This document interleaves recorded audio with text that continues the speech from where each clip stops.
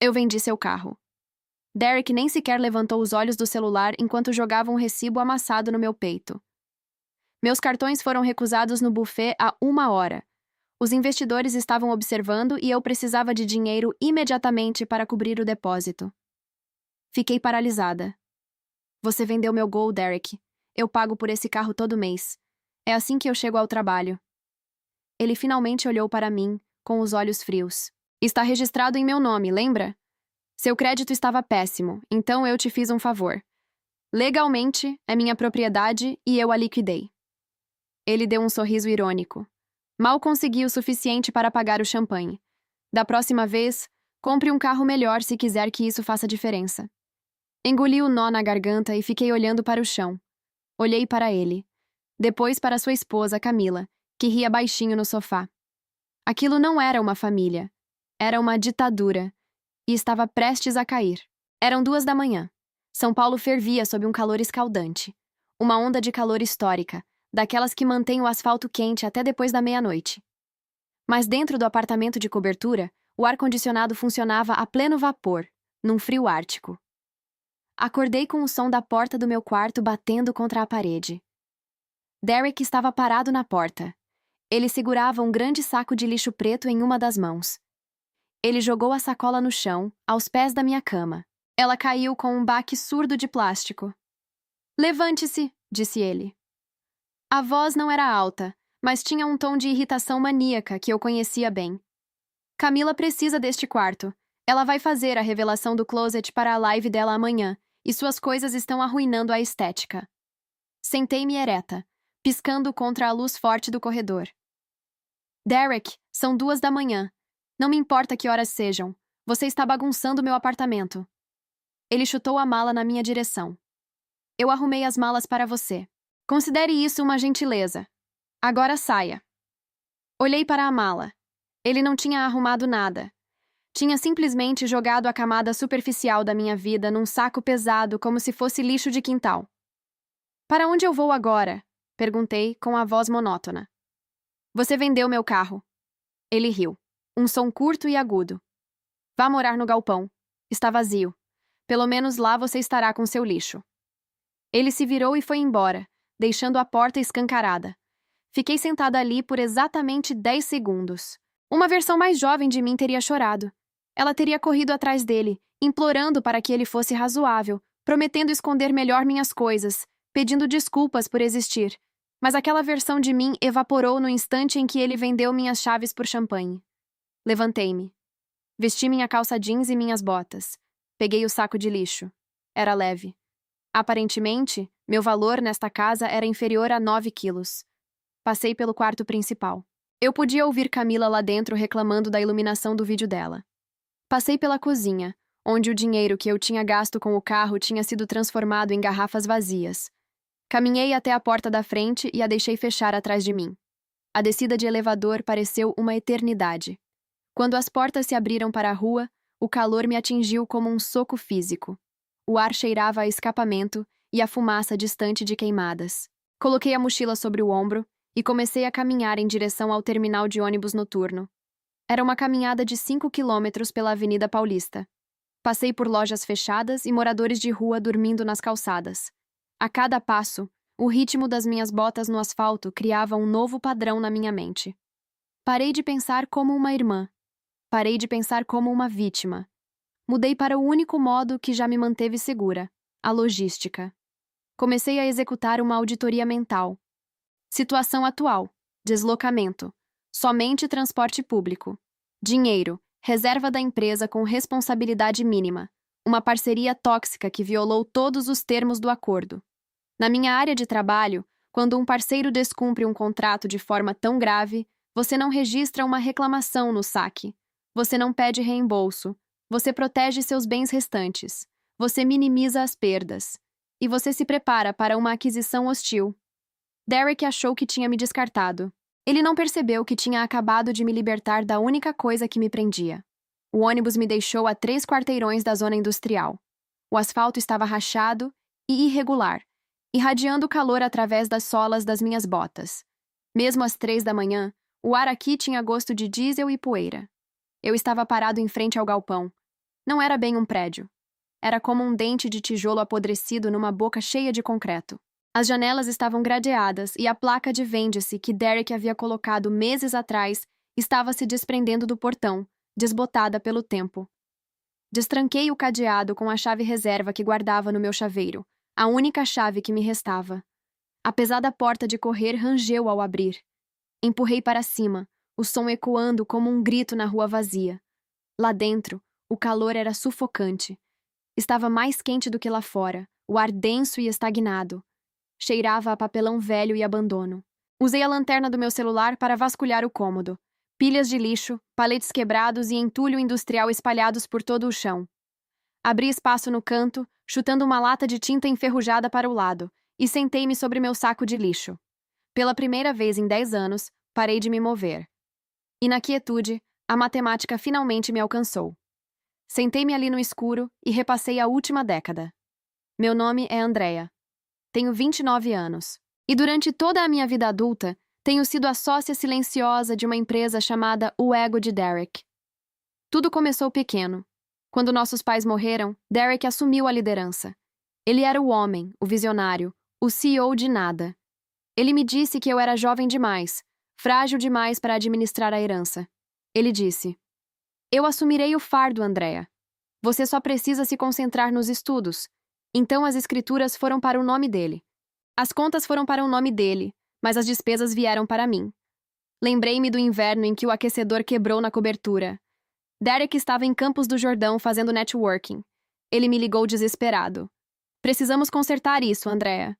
Esta é a nossa casa." Eu paguei os R$ 5.000 pelo conserto. Lembrei-me de quando os impostos prediais deste mesmo galpão estavam atrasados. Ele me disse: "Vamos perder o legado da família se não fizermos nada." Ele esvaziou minha conta poupança para pagar a prefeitura. Ele adorava a palavra nós. Estamos construindo um império. Estamos juntos nessa. Precisamos apertar os cintos. Mas esta noite, sentada no concreto sujo, percebi a tradução disso em uma família tóxica. Nós é a palavra mais perigosa do dicionário. É uma armadilha linguística. Quando havia uma dívida, era nossa. Quando havia lucro, era dele. Quando havia trabalho a ser feito, era uma obrigação familiar. Mas quando se tratava de propriedade, autoridade ou crédito, o nós evaporava instantaneamente. Ele vendeu meu carro porque realmente acreditava que tinha esse direito. Ele não viu isso como roubar da irmã. Ele viu como liquidar um ativo que pertencia à empresa de Derek. Eu era apenas uma funcionária que se acomodou demais pensando que tinha direitos. Ele me manteve na pobreza assim, eu continuaria dependente. Ele manteve meu score de crédito baixo para que eu não pudesse comprar meu próprio imóvel.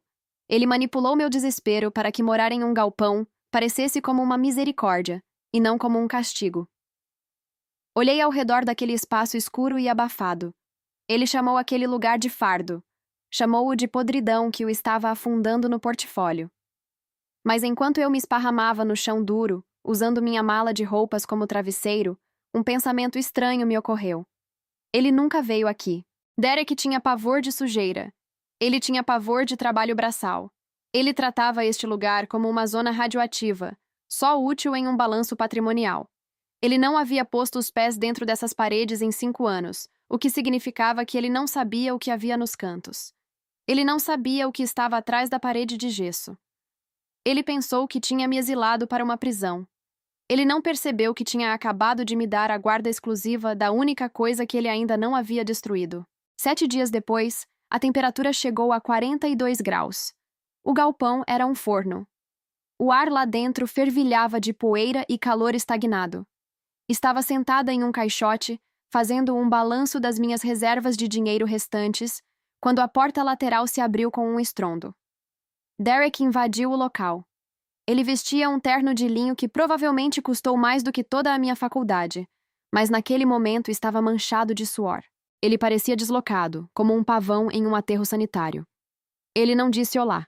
Jogou um envelope vermelho no meu peito. O envelope me atingiu e caiu no chão de concreto. "Pague", ele rosnou. Peguei o papel. Aviso final de corte de energia. Eletropaulo.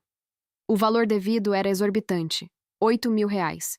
"Você está morando aqui ilegalmente há 1 semana", disse ele, enxugando a testa com um lenço de seda. E você nem transferiu as contas de luz e água. Recebi uma ligação da agência de cobrança hoje. Conserte, Andrea. Não vou pagar para manter as luzes acesas num lugar horrível. Derek, eu não usei energia nenhuma. Estou carregando meu celular com um carregador solar. Nem sequer liguei uma lâmpada. Não me importa o que você esteja fazendo. A conta está em nome do espólio. Isso significa que o problema é meu. Transfira para o seu nome hoje ou mandarei arrancar o medidor. Ele deu meia volta e saiu marchando, desesperado para voltar ao seu carro com ar-condicionado. Fiquei ali parada, segurando o envelope. Meu polegar roçou o gráfico de uso impresso no verso. Parei. Trabalho com logística. Meu trabalho não é só movimentar caixas. É análise de dados. Procuro por ineficiências. Procuro por vazamentos. E quando olhei para aquele gráfico, meu cérebro detectou imediatamente uma anomalia. A linha de consumo não era irregular. Em um prédio normal, o consumo de energia flutua. Atinge o pico durante o dia e diminui à noite.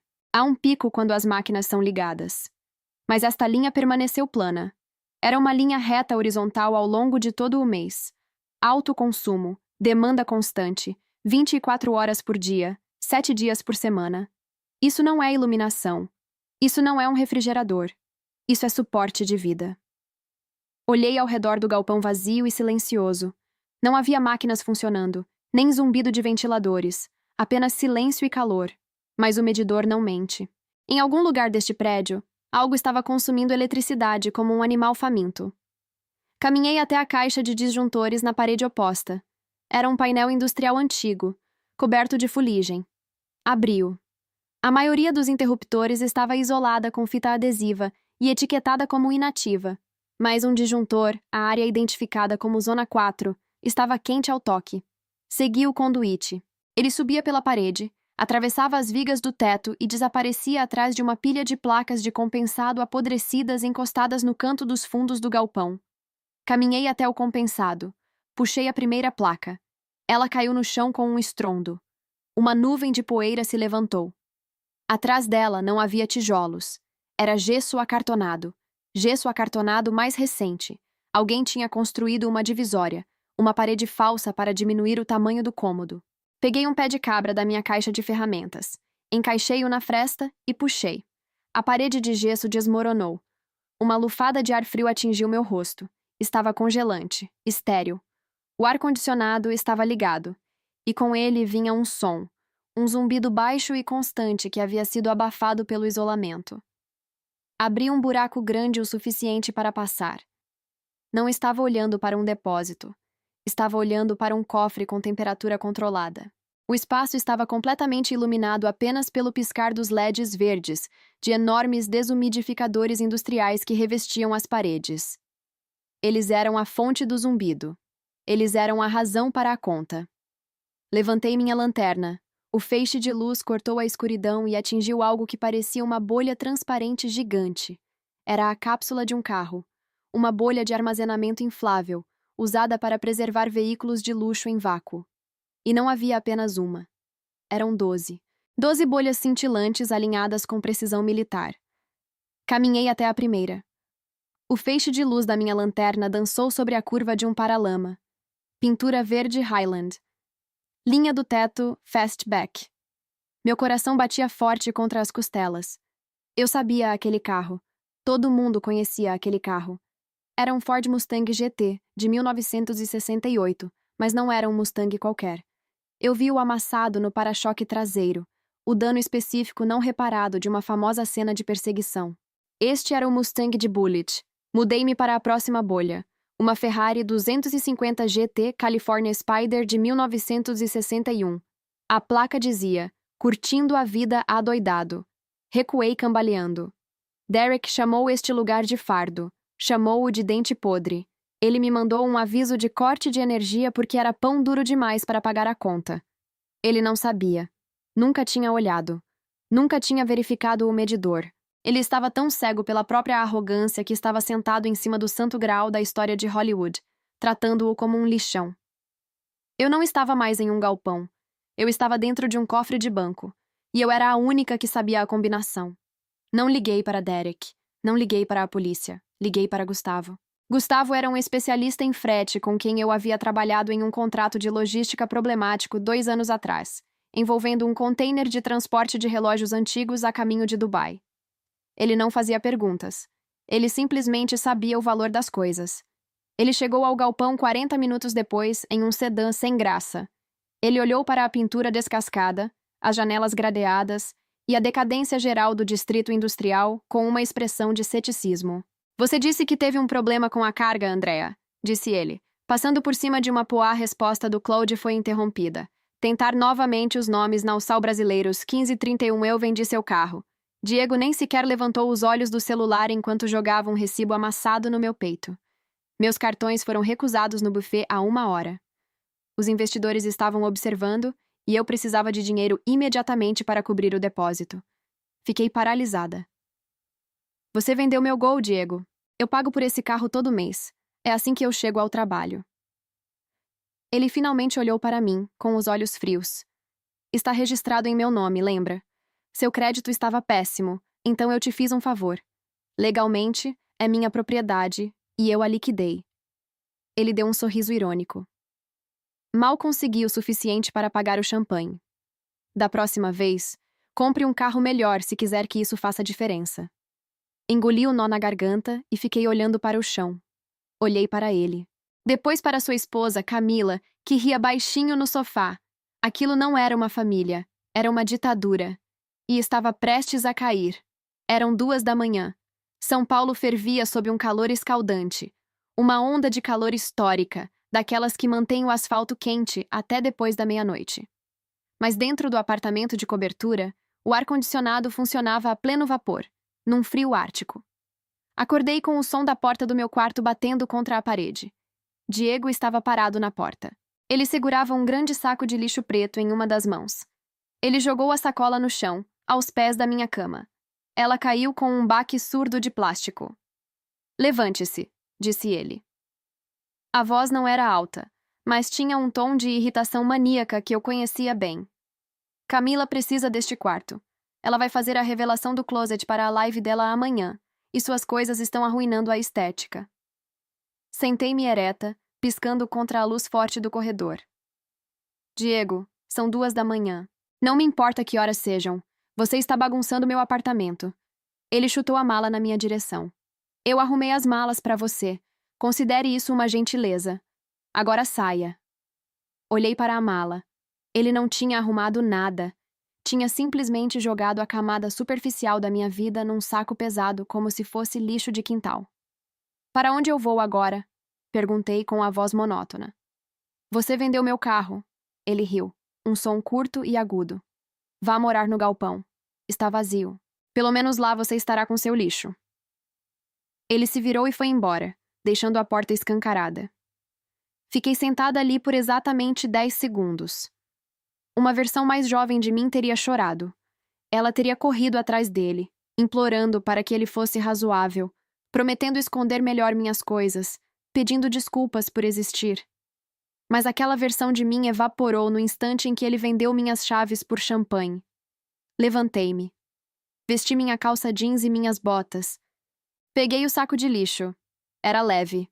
Aparentemente, meu valor nesta casa era inferior a 9 quilos. Passei pelo quarto principal. Eu podia ouvir Camila lá dentro reclamando da iluminação do vídeo dela. Passei pela cozinha, onde o dinheiro que eu tinha gasto com o carro tinha sido transformado em garrafas vazias. Caminhei até a porta da frente e a deixei fechar atrás de mim. A descida de elevador pareceu uma eternidade. Quando as portas se abriram para a rua, o calor me atingiu como um soco físico. O ar cheirava a escapamento e a fumaça distante de queimadas. Coloquei a mochila sobre o ombro e comecei a caminhar em direção ao terminal de ônibus noturno. Era uma caminhada de 5 quilômetros pela Avenida Paulista. Passei por lojas fechadas e moradores de rua dormindo nas calçadas. A cada passo, o ritmo das minhas botas no asfalto criava um novo padrão na minha mente. Parei de pensar como uma irmã.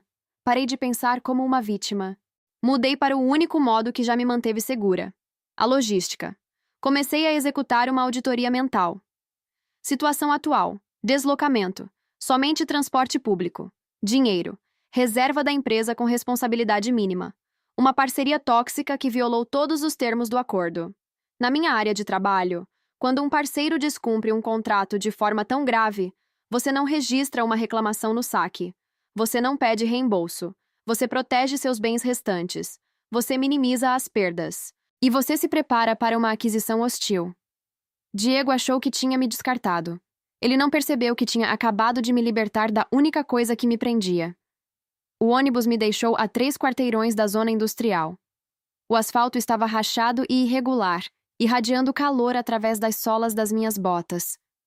Mesmo às 3 da manhã, o ar aqui tinha gosto de diesel e poeira. Eu estava parada em frente ao galpão. Não era bem um prédio. Era como um dente de tijolo apodrecido numa boca cheia de concreto. As janelas estavam gradeadas e a placa de vende-se que Diego havia colocado meses atrás estava se desprendendo do portão, desbotada pelo tempo. Destranquei o cadeado com a chave reserva que guardava no meu chaveiro, a única chave que me restava. A pesada porta de correr rangeu ao abrir. Empurrei para cima, o som ecoando como um grito na rua vazia. Lá dentro, o calor era sufocante. Estava mais quente do que lá fora, o ar denso e estagnado. Cheirava a papelão velho e abandono. Usei a lanterna do meu celular para vasculhar o cômodo. Pilhas de lixo, paletes quebrados e entulho industrial espalhados por todo o chão. Abri espaço no canto, chutando uma lata de tinta enferrujada para o lado, e sentei-me sobre meu saco de lixo. Pela primeira vez em 10 anos, parei de me mover. E na quietude, a matemática finalmente me alcançou. Sentei-me ali no escuro e repassei a última década. Meu nome é Andrea, tenho 29 anos, e durante toda a minha vida adulta, tenho sido a sócia silenciosa de uma empresa chamada O Ego de Diego. Tudo começou pequeno. Quando nossos pais morreram, Diego assumiu a liderança. Ele era o homem, o visionário, o CEO de nada. Ele me disse que eu era jovem demais, frágil demais para administrar a herança. Ele disse: "Eu assumirei o fardo, Andrea. Você só precisa se concentrar nos estudos." Então, as escrituras foram para o nome dele. As contas foram para o nome dele, mas as despesas vieram para mim. Lembrei-me do inverno em que o aquecedor quebrou na cobertura. Diego estava em Campos do Jordão fazendo networking. Ele me ligou desesperado. "Precisamos consertar isso, Andrea. Esta é a nossa casa. Eu paguei os R$ 5.000 pelo conserto." Lembrei-me de quando os impostos prediais deste mesmo galpão estavam atrasados. Ele me disse: "Vamos perder o legado da família se não fizermos nada." Ele esvaziou minha conta poupança para pagar a prefeitura. Ele adorava a palavra nós. Estamos construindo um império. Estamos juntos nessa. Precisamos apertar os cintos. Mas esta noite, sentada no concreto sujo, percebi a tradução disso em uma família tóxica. Nós é a palavra mais perigosa do dicionário. É uma armadilha linguística. Quando havia uma dívida, era nossa. Quando havia lucro, era dele. Quando havia trabalho a ser feito, era uma obrigação familiar. Mas quando se tratava de propriedade, autoridade ou crédito, o nós evaporava instantaneamente. Ele vendeu meu carro porque realmente acreditava que tinha esse direito. Ele não viu isso como roubar da irmã. Ele viu como liquidar um ativo que pertencia à empresa de Diego. Eu era apenas uma funcionária que se acomodou demais, pensando que tinha direitos. Ele me manteve na pobreza assim. Eu continuaria dependente. Ele manteve meu score de crédito baixo para que eu não pudesse comprar meu próprio imóvel. Ele manipulou meu desespero para que morar em um galpão parecesse como uma misericórdia, e não como um castigo. Olhei ao redor daquele espaço escuro e abafado. Ele chamou aquele lugar de fardo. Chamou-o de podridão que o estava afundando no portfólio. Mas enquanto eu me esparramava no chão duro, usando minha mala de roupas como travesseiro, um pensamento estranho me ocorreu. Ele nunca veio aqui. Diego tinha pavor de sujeira. Ele tinha pavor de trabalho braçal. Ele tratava este lugar como uma zona radioativa, só útil em um balanço patrimonial. Ele não havia posto os pés dentro dessas paredes em 5 anos, o que significava que ele não sabia o que havia nos cantos. Ele não sabia o que estava atrás da parede de gesso. Ele pensou que tinha me exilado para uma prisão. Ele não percebeu que tinha acabado de me dar a guarda exclusiva da única coisa que ele ainda não havia destruído. 7 dias depois, a temperatura chegou a 42 graus. O galpão era um forno. O ar lá dentro fervilhava de poeira e calor estagnado. Estava sentada em um caixote, fazendo um balanço das minhas reservas de dinheiro restantes, quando a porta lateral se abriu com um estrondo. Diego invadiu o local. Ele vestia um terno de linho que provavelmente custou mais do que toda a minha faculdade, mas naquele momento estava manchado de suor. Ele parecia deslocado, como um pavão em um aterro sanitário. Ele não disse olá. Jogou um envelope vermelho no meu peito. O envelope me atingiu e caiu no chão de concreto. Pague! Ele rosnou. Peguei o papel. Aviso final de corte de energia. Enel. O valor devido era exorbitante. R$ 8.000. Você está morando aqui ilegalmente há uma semana, disse ele, enxugando a testa com um lenço de seda. E você nem transferiu as contas de luz e água. Recebi uma ligação da agência de cobrança hoje.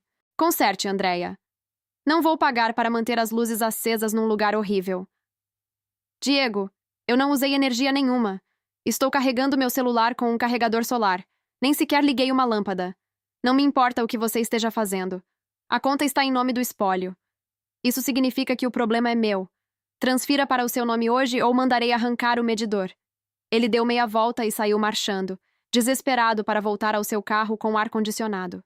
Fiquei ali parada, segurando o envelope. Meu polegar roçou o gráfico de uso impresso no verso. Parei. Trabalho com logística. Meu trabalho não é só movimentar caixas. É análise de dados. Procuro por ineficiências. Procuro por vazamentos. E quando olhei para aquele gráfico, meu cérebro detectou imediatamente uma anomalia. A linha de consumo não era irregular. Em um prédio normal, o consumo de energia flutua. Atinge o pico durante o dia e diminui à noite. Há um pico quando as máquinas são ligadas. Mas esta linha permaneceu plana. Era uma linha reta horizontal ao longo de todo o mês. Alto consumo, demanda constante, 24 horas por dia, 7 dias por semana. Isso não é iluminação. Isso não é um refrigerador. Isso é suporte de vida. Olhei ao redor do galpão vazio e silencioso. Não havia máquinas funcionando, nem zumbido de ventiladores, apenas silêncio e calor. Mas o medidor não mente. Em algum lugar deste prédio, algo estava consumindo eletricidade como um animal faminto. Caminhei até a caixa de disjuntores na parede oposta. Era um painel industrial antigo, coberto de fuligem. Abri-o. A maioria dos interruptores estava isolada com fita adesiva e etiquetada como inativa, mas um disjuntor, a área identificada como Zona 4, estava quente ao toque. Segui o conduíte. Ele subia pela parede, atravessava as vigas do teto e desaparecia atrás de uma pilha de placas de compensado, apodrecidas encostadas no canto dos fundos do galpão. Caminhei até o compensado. Puxei a primeira placa. Ela caiu no chão com um estrondo. Uma nuvem de poeira se levantou. Atrás dela não havia tijolos. Era gesso acartonado. Gesso acartonado mais recente. Alguém tinha construído uma divisória, uma parede falsa para diminuir o tamanho do cômodo. Peguei um pé de cabra da minha caixa de ferramentas. Encaixei-o na fresta e puxei. A parede de gesso desmoronou. Uma lufada de ar frio atingiu meu rosto. Estava congelante, estéril. O ar-condicionado estava ligado. E com ele vinha um som. Um zumbido baixo e constante que havia sido abafado pelo isolamento. Abri um buraco grande o suficiente para passar. Não estava olhando para um depósito. Estava olhando para um cofre com temperatura controlada. O espaço estava completamente iluminado apenas pelo piscar dos LEDs verdes, de enormes desumidificadores industriais que revestiam as paredes. Eles eram a fonte do zumbido. Eles eram a razão para a conta. Levantei minha lanterna. O feixe de luz cortou a escuridão e atingiu algo que parecia uma bolha transparente gigante. Era a cápsula de um carro. Uma bolha de armazenamento inflável, usada para preservar veículos de luxo em vácuo. E não havia apenas uma. Eram 12. 12 bolhas cintilantes alinhadas com precisão militar. Caminhei até a primeira. O feixe de luz da minha lanterna dançou sobre a curva de um paralama. Pintura verde Highland. Linha do teto Fastback. Meu coração batia forte contra as costelas. Eu sabia aquele carro. Todo mundo conhecia aquele carro. Era um Ford Mustang GT, de 1968, mas não era um Mustang qualquer.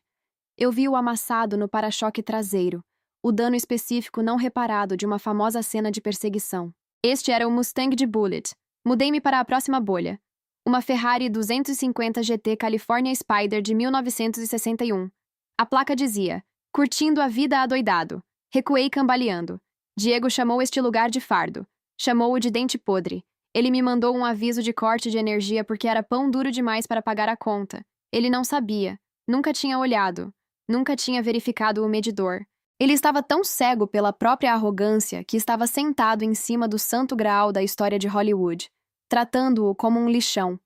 Eu não estava mais em um galpão. Eu estava dentro de um cofre de banco. E eu era a única que sabia a combinação. Não liguei para Diego. Não liguei para a polícia. Liguei para Roberto.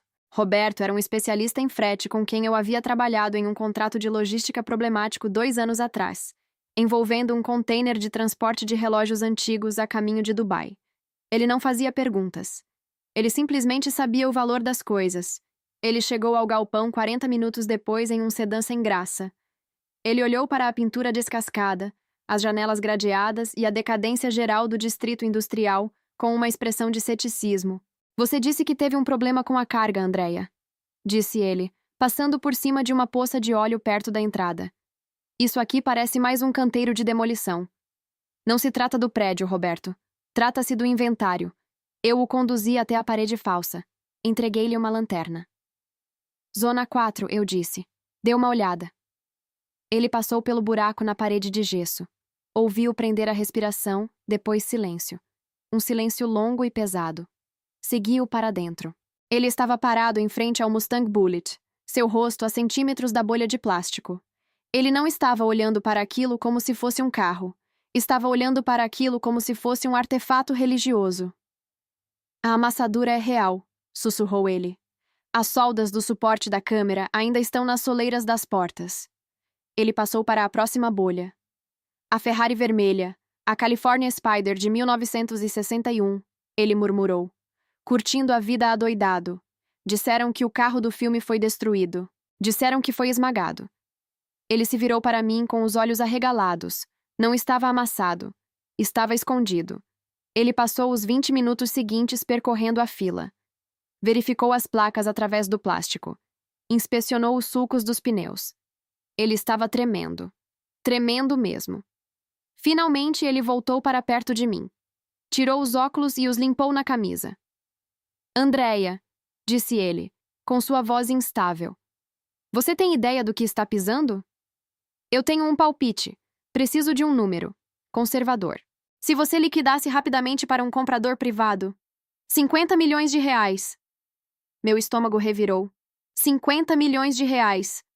Se levássemos a leilão, Roberto prosseguiu, elevando a voz. Se divulgássemos a história da frota de cinema perdida. 70 milhões. Fácil. Talvez 100 milhões. Diego estava vendendo o terreno por 2 milhões para quitar uma dívida de 800 mil. Ele estava jogando fora 70 milhões de reais porque tinha preguiça de olhar atrás de uma placa de compensado. Roberto percebeu que o dono achava que o cofre continha lixo tóxico. Esse foi o erro. Eu entrei no jogo. O proprietário, Diego, queria o galpão vazio para evitar uma multa de 200 mil reais. Eu disse que podia lidar com o lixo, mas apenas se ele assinasse um documento transferindo todo o conteúdo para mim, para minha proteção legal. Em pânico e com arrogância, ele assinou sem ler. De manhã, os carros tinham desaparecido. Na hora da assinatura do contrato, Diego vendeu o terreno por 2 milhões de reais e zombou de mim por estar carregando entulho. Mostrei a ele o e-mail da seguradora. O Mustang e a Ferrari estavam segurados por 70 milhões de reais. Ele os havia transferido. Seu advogado confirmou que o contrato era vinculante. Diego havia classificado legalmente o conteúdo como lixo. Ele perdeu tudo. Dinheiro, casamento, reputação. Os processos judiciais fracassaram. Eu fiquei com os carros, comprei uma empresa de logística e recuperei a antiga casa dos meus pais. Diego correu atrás de status e perdeu tudo.